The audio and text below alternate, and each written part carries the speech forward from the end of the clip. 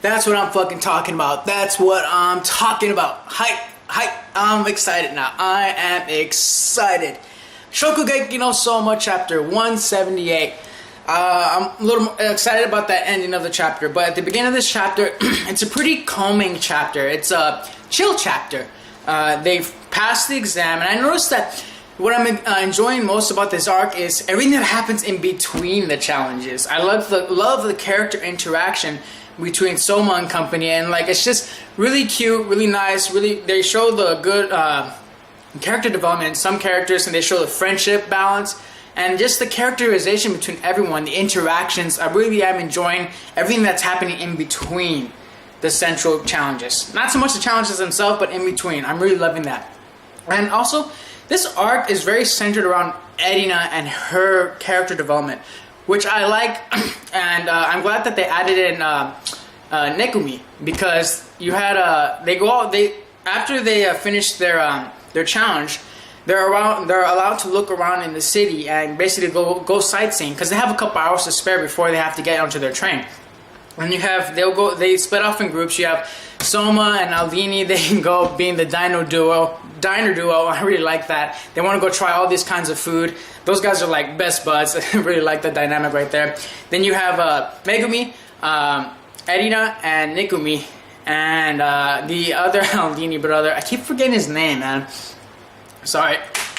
And that's an interesting duo right there. I'm like, huh, that's interesting. And then, I don't know, like, are these like shipping possibilities or anything like that? I don't know. I'm just wondering, like, you know, with Nikumi, maybe the big Aldini brother.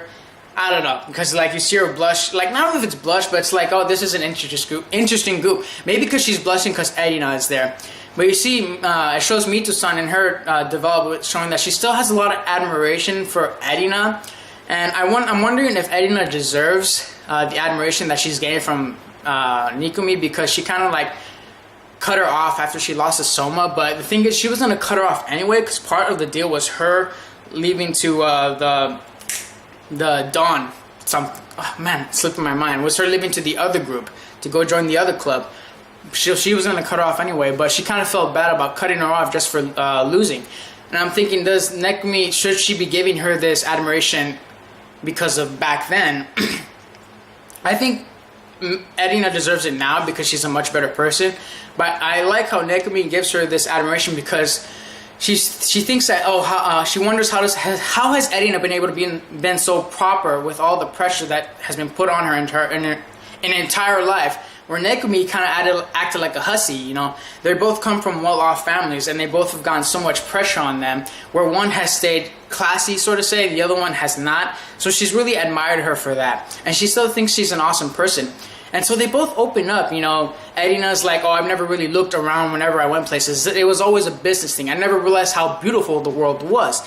And things start opening up for her mind, and she begins to appreciate life a lot more. So good character development between this duo. You know, sometimes I think people forget that these two were like a dynamic, like they were a duo at once when they were back in the same club. Mito looking up to Erina, same kind of like Hisako, right? Like Hisako, where she would look up to Erina too. But Erina, it goes more into her development, with her going first person point of view, noticing how beautiful this whole city is, because this is the second time she's been there. So I really like the development between those two characters, and it's really nice character interaction. And then we get into the later parts of the chapter where I kind of like fangirled a little over, like kind of like it feels like because Megumi and Erina were talking and they were bonding. It turns out Erina borrowed her manga from the past. It was Megumi's manga that she let her borrow. And then you see Aldini and then Soma showing up. Hey, you guys want to go have food with us? There's too many places to order from, so we want you guys to come and try with us. And Soma's like, yeah, you too, Naki. And I'm like, is this like a double date here? Is the writer trying to show us something here? Like, you can make some ships here, some couples here, some pairs here. You can make Soma, Erina, you can make Soma, Megumi, you can make Aldina, Megumi, you can make Soma and Aldini, wherever you want to go. Who knows?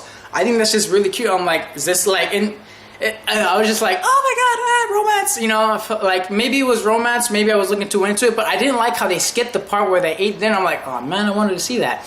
They skip and they go 2 hours forward, And then they're getting on the train, and they realize when Hisago calls Erina, they go on a different train. And I completely forgot that they're going to be separating. So you basically have these two groups from the rest of the time. You're going to have, the groups are Megumi, Soma, Erina, and Alvini. And then the other group, they're separated from going to train.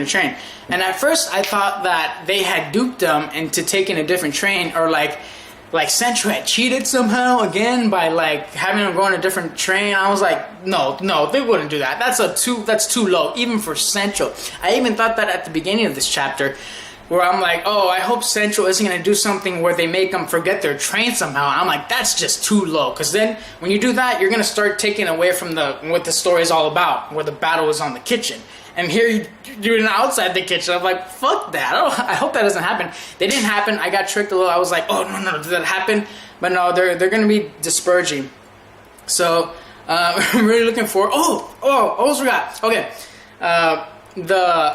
One of the Elite 10 tells them what's up, what's going to happen in the third rounds.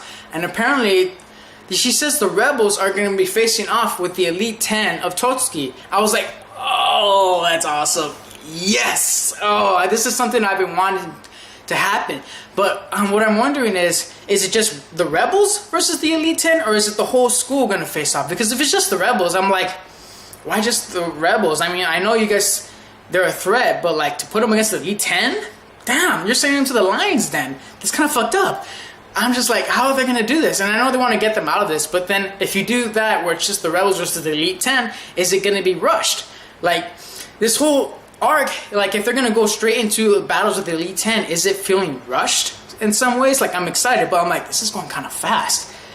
Who knows? Hopefully the author comes up with something new. He throws in a little twist on what the challenges are going to be. Really looking forward to this. I really love this chapter, man. A lot better than the past two chapters. I'm going to give it a 4.5 out of 5 stars.